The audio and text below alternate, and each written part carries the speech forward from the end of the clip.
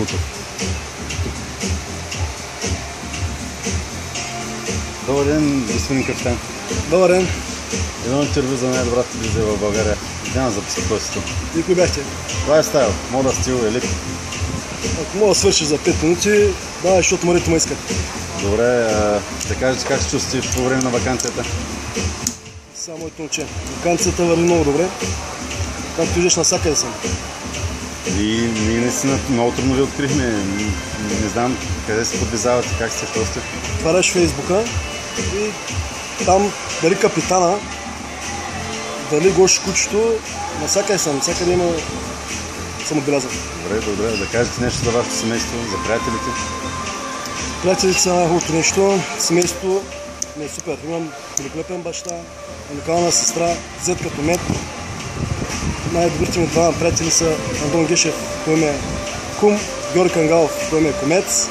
Всички добри приятели, Пламен Нанов, Стоян Пантулов, Пламен Тачков, Даниел Цоката, Иван Тилев шампиона. Да не забравя някой, но те не се разсърдят, защото ме знаят, че съм пич. Така, да ви разбирам, че на тях сте най-благодарен за всичко, което сте постигнали. Абсолютно, правилно. Гледам ви с синя блузка на Левски, нещо.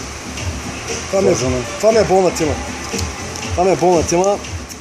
Някои хора ме мразят за това нещо, някои много ме обичат, други ми се подиграват, но това ми е болна тема. Сърцето ми е Левски. Левски е отбора на вековен Левски, отбора на народа.